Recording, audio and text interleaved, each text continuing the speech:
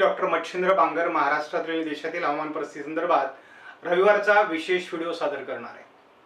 मित्रांनो, मला माहिती आहे की महाराष्ट्रातली आज परिस्थिती काय आहे, कोणत्या जिल्ह्यात किती पाऊस झालाय, किती भागामध्ये पेरण्या अद्याप बाकी आहेत, या संदर्भात मला पूर्ण खात्री आहे। परंतु एक गोष्ट लक्षात घ्या की जे हवामान स्ट्रक्चर असतं आणि एल निनोचं जे वर्ष असतं हे नेहमीसाठी तापदायक असतं। पूर्वी 7-8 वर्षातून एकदा एल निनोचा प्रादुर्भाव व्हायचा आणि त्याचा भारतीय मान्सूनवर परिणाम व्हायचा। आता मात्र 2-3 वर्षानंतर एक वर्ष असं खराब येतं आणि त्याला तोंड देण्यासाठी आपल्याला या 3 वर्षात प्लॅनिंग केलं पाहिजे की जेणेकरून आपल्याला त्या वर्षामध्ये पाणी साठा उपलब्ध राहील, जनावरांना चारा उपलब्ध राहील, अशा प्रकारचे नियोजन करता आलं पाहिजे। आणि आम्ही गेले 26 जानेवारीपासून सांगत आहोत की यावर्षी पाऊस कमी आहे, सरासरीपेक्षा कमी पाऊस आहे, काही ठिकाणी पेरण्या देखील होणार नाहीत कारण असमान वितरण आहे। हे सगळं सांगून देखील तेच आमच्या भागात पाऊस कधी पडेल या पलीकडे कोणीही मेसेज लिहित नाही। कारण आता तांत्रिक मुद्द्यावर चर्चा किंवा संवाद करण्याची वेळ आलेली आहे की आपण उपाययोजना काय केल्या पाहिजे। आपण एकदा सुरुवातीला संपूर्ण जुलै महिन्याचा अंदाज बघूयात आणि मग नंतर पुढे आपल्याला काय उपाययोजना करायच्या करणं आवश्यक आहे याच्यावर चर्चा करूयात। सुरुवातीला एक गोष्ट लक्षात घ्या की आता आज 5 तारीख आहे। जुलै महिन्यामध्ये, संपूर्ण जुलै महिन्यामध्ये सुरुवातीला पहिला आठवडा हा मोठ्या प्रमाणात पावसाचा आहे।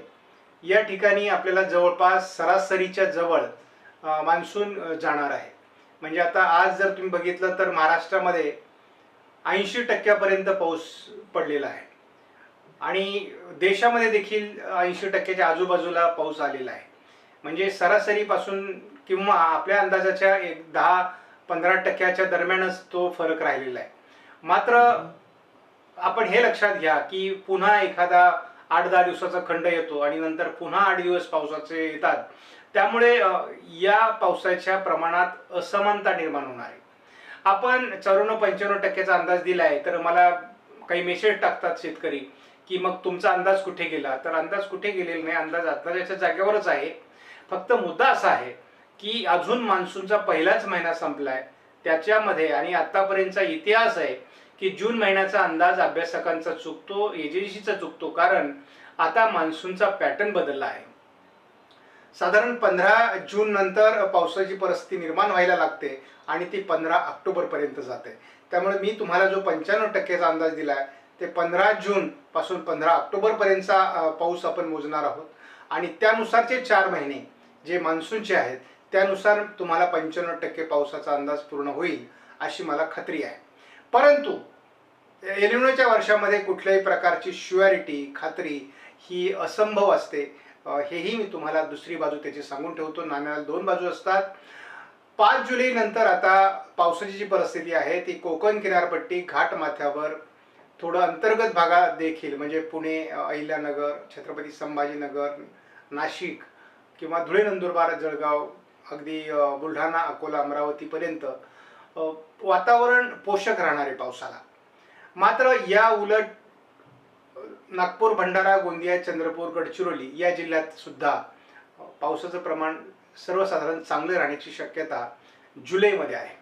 आणि जुलैचा एक पावसाचा पॅटर्न असतो आणि तो पॅटर्न असा असतो की साधारणपणे पूर्व विदर्भ आणि घाटमाथ्यासहित कोकण किनारपट्टी या ठिकाणी पाऊस चांगला पडतो। उर्वरित महाराष्ट्रामध्ये मात्र पावसाचं प्रमाण अतिशय हलकं असतं, हलक्या सरी येतात। दरम्यानच्या काळात जरी एखादा कमी दाब आला, डिप्रेशन आलं, तरी त्याचं जे मार्ग असतो तो ओरिसा, भुवनेश्वरच्या किंवा पश्चिम बंगालच्या आजूबाजूने निघून ते कधी बिहारकडे, कधी उत्तर प्रदेशकडे, कधी झारखंड, छत्तीसगड, मध्य प्रदेशकडे जाण्याची शक्यता असते।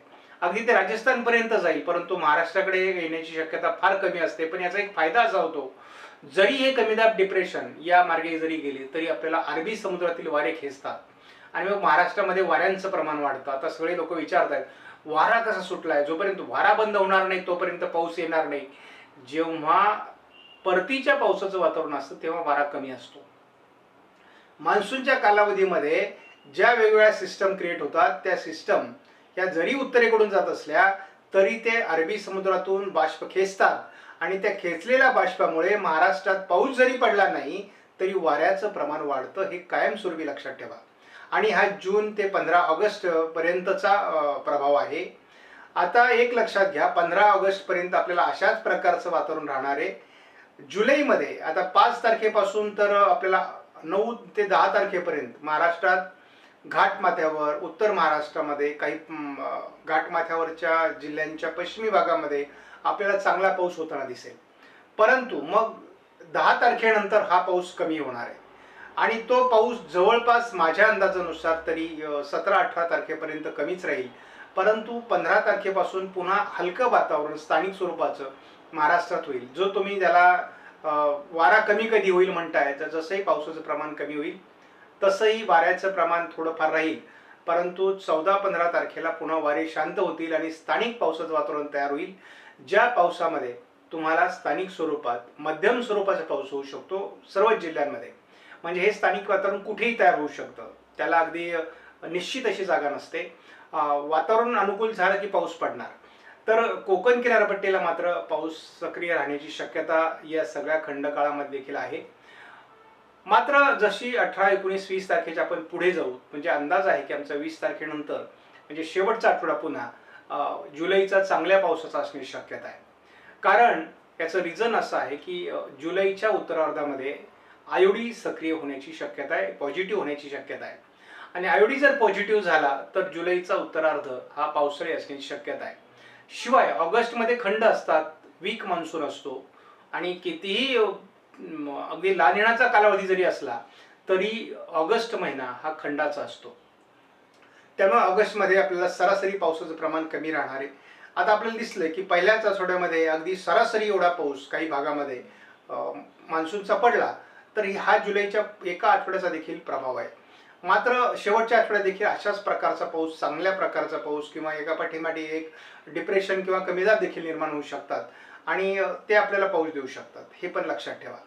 त्यानंतरची बाब आहे की ऑगस्टमध्ये देखील चांगला पाऊस पडेल, कारण आयोडी सक्रिय झालेला असेल. परतीच्या पावसाविषयीचा अंदाज आपण 15 ऑगस्टला देत असतो आणि तो आपला अंदाज 15 ऑगस्टला मिळेल.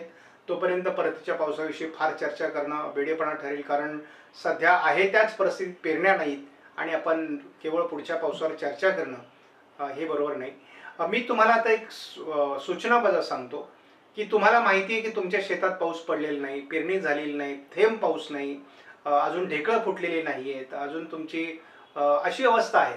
काही ठिकाणी पेरण्या झाल्यात परंतु पाऊसच नाही आहे, ही पण अवस्था आहे. आपण खंड सुरू होतोय असं सांगतोय. त्यामुळे यावर्षीचे अंदाज हे कोणाचेही बरोबर येणार नाहीत, अंदाज चुकण्याची शक्यता जास्त राहील. शिवाय एक लक्षात घ्या, मी कसोटीचं वर्ष आहे असं सातत्याने सांगतोय. एलिनोच्या वर्षामध्ये पावसाचं प्रमाण हे खूप कमी राहणार आहे. जून सारखा महिना ज्याचे 90%, 95%चे अंदाज होते, अहो तो 60%वर बंद झाला. जुलैमध्ये देखील फार पाऊस पडेल असं मी सांगू शकत नाही, कारण जुलैमध्ये देखील पहिल्या आठवड्याने जरी सरासरी कव्हर केली असली, शेवटचा आठवडा जरी सरासरी कव्हर करणारा असला, तरी मध्ये 1-1.5 आठवडा किंवा 2 आठवडे हे कमी पावसाचे आहे. त्यामुळे 10 तारीख परत 20 तारखेनंतर पाऊस, म्हणजे 10 दिवस मधला जो गॅप आहे हा जुलैचा तापदायक असणार आहे. आणि या काळात काही ठिकाणची पिकं जाऊ शकतात, अशी सुद्धा परिस्थिती आहे. त्यामुळे यावर्षी मी सातत्याने सांगत आलोय की जनावरांचा चारा आणि पिण्याच्या पाण्यावर लक्ष केंद्रित करा. तुम्ही फार पैशाची पिकं करण्यावर आता लक्ष देऊ नका. ज्याच्याकडे साधारणपणे शेततलाव आहे, ज्याच्याकडे शेततलाव आहे किंवा पाण्याची व्यवस्था आहे, मुबलक पाणी आहे, अशा मंडळीने आपल्याला कमी क्षेत्रावर पिकं पैशाची करा, जेणेकरून आपल्याला चांगला भाव मिळेल आणि उत्पादन मिळेल. यावर लक्ष केंद्रित करा. मित्रांनो, हे वर्ष एलिनोचं आहे, हे मी परत परत सांगण्याचा उद्देश एवढा आहे की ह्या वर्षी तलाव साठ्यांमध्ये देखील पाणी कमी येणार आहे. अगदी सुरुवातीला मला असं वाटलं होतं की 80-90% पाणी येईल, परंतु त्याहीपेक्षा कमी पाणी येण्याची शक्यता आहे. कारण घाटमाथ्यावर देखील पावसाचं प्रमाण कमी होणार आहे आणि त्यामुळे या सगळ्या बाबी लक्षात घ्या. चिंता करत बसू नका. त्यामुळे चिंता करून उपयोग होणार नाही. आपल्याला नियोजनाला लागलं पाहिजे आणि नियोजन करून आपल्याला हे वर्ष कसं सांभाळता येईल, कसं पार करता येईल याच्यावर प्रयत्न करा. पुढचा उन्हाळा याच्यापेक्षा कठीण आहे.